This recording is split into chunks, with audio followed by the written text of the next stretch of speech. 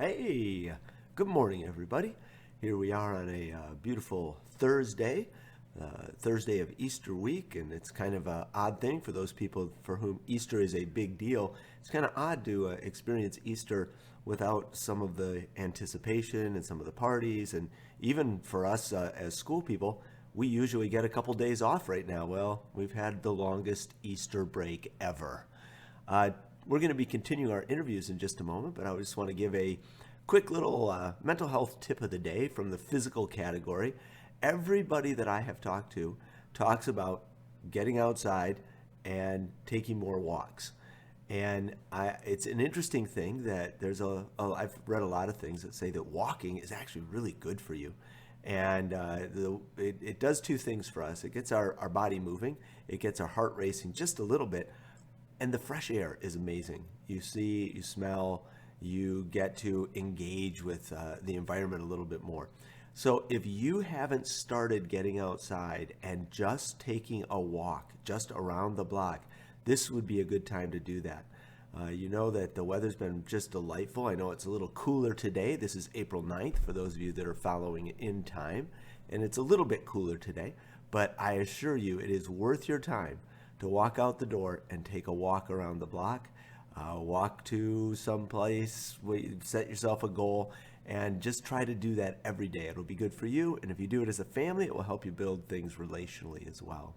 So today we continue our interviews. Wow, really exciting because we have the Superintendent of Schools, Tom Meyer, is with us.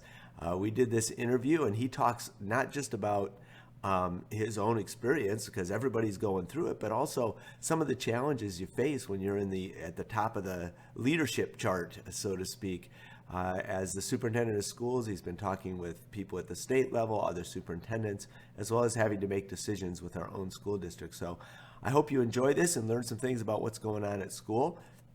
I will let you know that this interview is a couple days old, and so there may even be information that changes today because that's how quickly things are changing.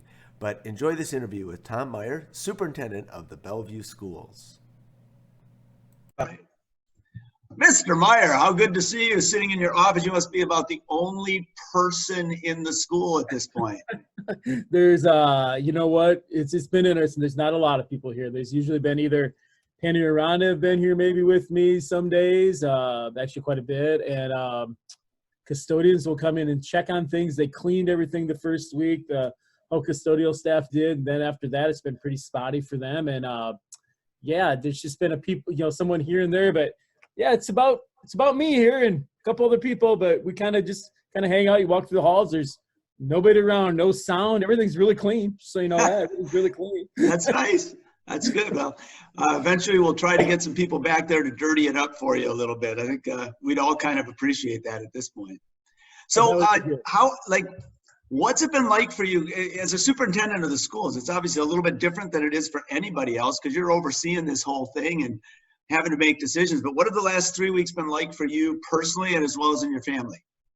I think it's been a really, really long 3 weeks. And I just have to admit, it has been, we're talking about things and doing things and then talk about, well, I think if this happens, we'll do this. And then that happens. Okay, is that what we really want to do? Well, let's talk about that. And just having conversation, I think the biggest thing I've gained from it, just talking to other people in our district, but also other superintendents in other districts, from our AAA, all the way from Davenport, Muscatine, Neil Gray and Northeast, Chris Hoover at Maquoketa, Chris Fee at Eastern Valley, and Andrew and Todd Holly at Delwood. Just a lot of different people talking to them. In fact, I was talking to some of them yesterday. I talked to some of them today, a larger group today, about 25 of us or so. So just kind of talking about anything from, is school going to start up again? Okay, and what's this continuous learning mean? And how do you get students participating? And are we really qualified to do that? And that's been a real struggle. I think that has really been, I don't know, I guess, I have an 8th grader at home, so I know how that is for him. But it's, when we talk about learning online, and I've said this, maybe you've read this, but, we can talk all you want about learning online, and we have kids who do college classes all the time, and they're pretty motivated as a whole, and they want to do it. They see, hey, this is for my college degree. we talk about some other juniors and seniors, freshmen, 7th graders, 6th graders, 3rd graders. You know what? We've never really taught our kids how to learn online. We've never taught our teachers how to teach online effectively. And we've never talked to our parents about it really. And I think that's the biggest thing. And for people to think, and I'm not trying to be negative, but for people to think that this is going to be high quality, the best learning that's ever going to happen is probably not accurate. Okay. Yeah. We're trying to do the best learning we can for students. It really comes down to students and what they want to get out of this. The thing I've told staff is make it engaging, have them do a project, have them go out into the state park and do something, have them just think about something bigger that way. So it's tough though, it's tough. Yeah, it's a real challenge. It's the kind of thing that if we'd have had 2 years to prepare for, we'd have been good. Well, and I think I'll use that example from someone, I don't mean to be Mr. Negative here, but there was one superintendent who stated, you know, regardless of what we do now, we have to be thinking about this preparing for the future at some time, whether it's even August again, or is it going to be in October and November if everything's still around, the COVID-19 virus is still around, is that going to happen again? So let's work on some things now to get better at it. So if we need to do it again, we'll have a little more of a plan. I mean, I've got a whole binder full about this thick of stuff just since March 10th, I think, something like that. I mean, just information, papers, and I was just putting some more stuff in it a little while ago, actually. So, yeah, you've kind of already touched on a follow-up question I wanted to ask, but maybe if you want to add something to it. You are uniquely in a position of real leadership in this, and so you've got a different sort of perspective overlooking it.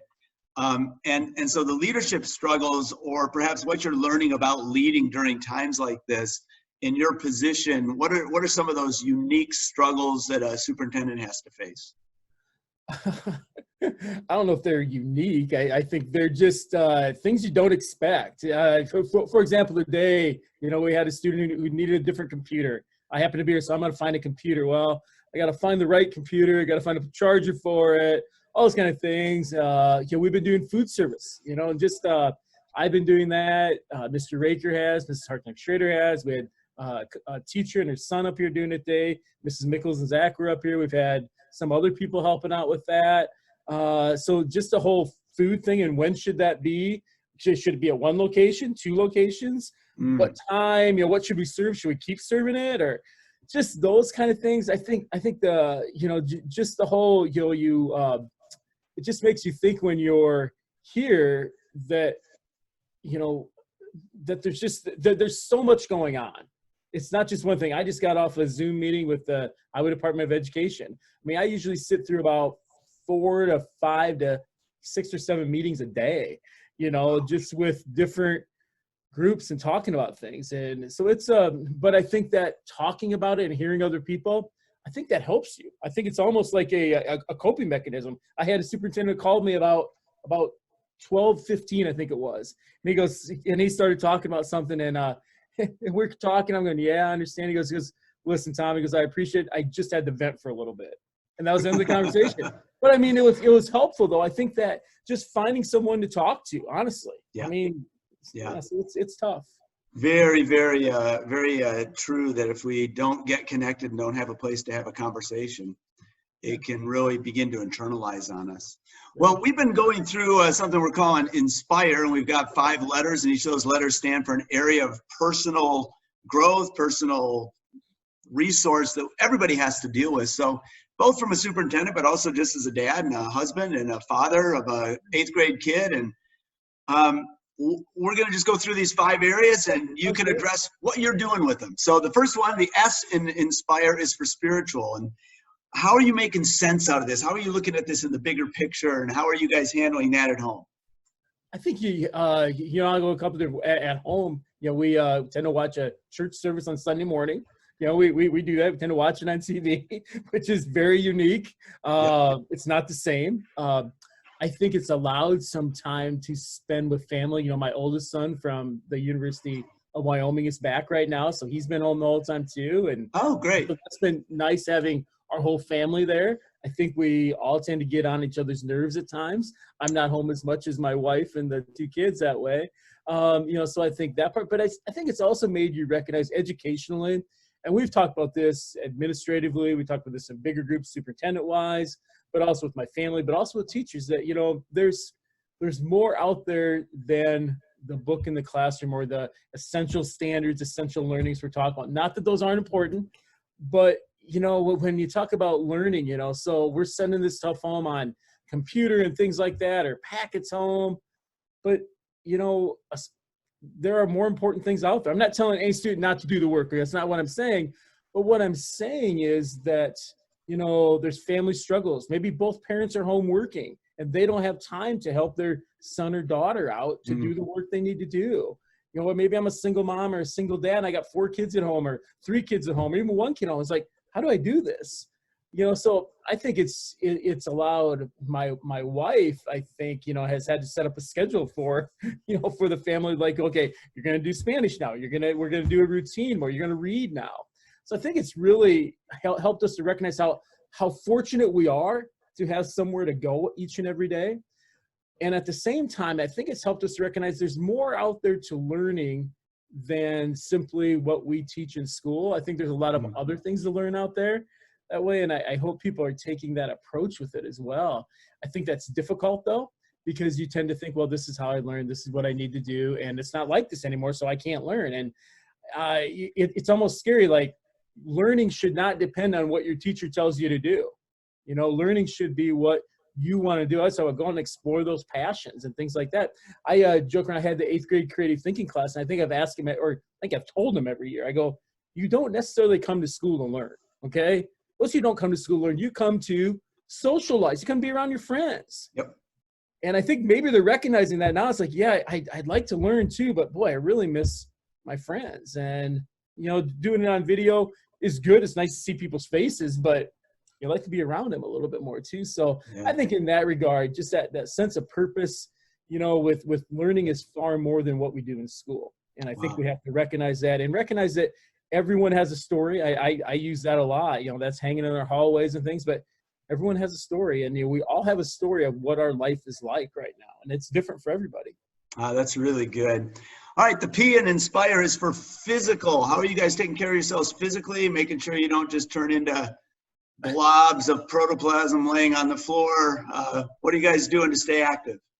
You know, I take a walk every morning, a long walk. I used to run. I got a knee injury, so I haven't been doing that. I'm actually supposed to have surgery later on this month, but it got delayed. So anyway, so I've been walking a lot. Then the family, we usually take a walk in the afternoon or something like that too. So that's nice, just to talk, just to get out of the house, you know what I mean? Just to have something to do. We went on some trails, the Preston Spragueville Trail there, State Park. We've done some other things too, just to get out of the house. That fresh air is really good. I think the one thing I struggle with, when I'm home now, I tend to eat more. It's like, and I'm not exercising as much. It's like, even when I'm here, it's like, okay, I ate a Pop-Tart.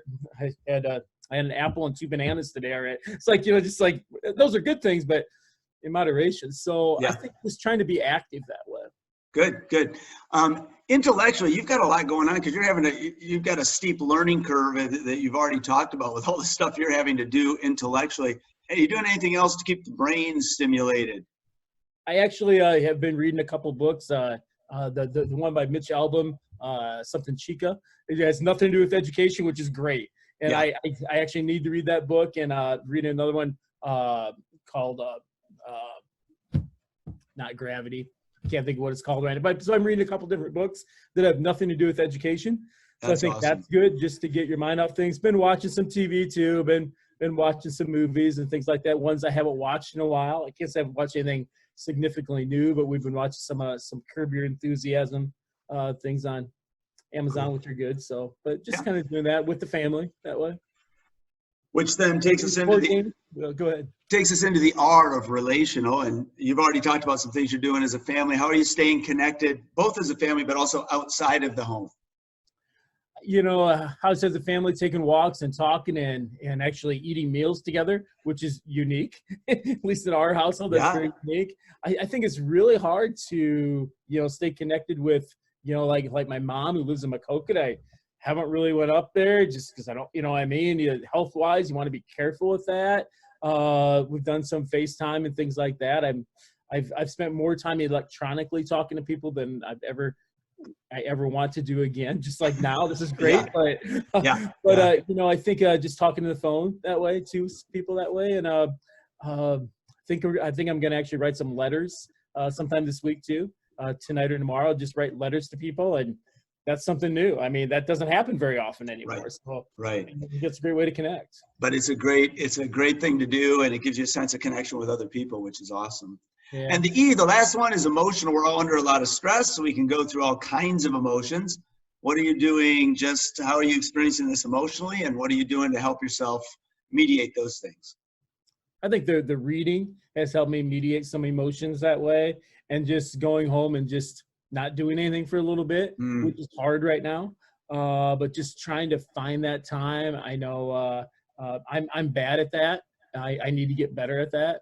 But I think just recognizing that maybe is helping me out. So I'm gonna get done with this today, and I'm probably gonna walk home right now, and you know, kind of just taking the day. It's a nice day, and kind of do that. So it's you know, I think just that fresh air, to me, that fresh air it helps my emotions and helps my body more than anything. So I'm just watch something on TV or read something that has nothing to do with what's on my mind, and finding that time to do that, and talking to my kids and laughing and having a good time like that way. So good. So good. Oh man, those are great things. And it's nice to hear that there's a guy at the top that's dealing with all the same stuff that every one of us is dealing with. We're all in this together. It's not like any of us are escaping the stress of doing all of this. And we're just trying to help each other. So I appreciate all your insight and the things you shared. I know a lot of families will really benefit. You have anything else you want to share with Bellevue and the larger community? You know what? We're all going to get through this. No one anticipated this to this level that way. And I think it's a learning experience for all of us. And someday we're going to be able to look back and say, hey, in 2020, this is what we did, you know? And I think that's something that, especially as students right now, to hopefully to say in 70 years from now, it's like, I remember when, you know, it's just like, it's a historical time. Unfortunately, we're living in a historical time, but making the most of it. And I think we really can value some things that we take for granted a lot of times, just going out like normal. So that's the big thing. Really good stuff. Well, thank you, Mr. Meyer. It's always a treat to talk to you, and appreciate your leadership in all of this. And we'll be talking to you soon, I'm sure. Hey, thank you very much, Jim. Have a great one, everyone. All right, super good stuff. Thank you, Mr. Meyer, for sharing some of your insights, some of your thoughts. Boy, there's a couple things in there that really stuck out to me, but I think probably the one that I really heard that spoke to me is reading something that has nothing to do with what's going on. In his case, reading some books that have nothing to do with education, or in maybe the rest of our cases, making sure that we're filling our minds with something that has nothing to do with the COVID quarantine. It is just a source of other information, something we're interested in, something we've always wanted to learn about, or something that gets our mind active, but not in the area of worrying about what's going on. So really appreciate Mr. Meyer spending time with us today. Looking forward to speaking with you tomorrow, and we'll see you for Good Friday edition of Coping Tips with Mr. Ott.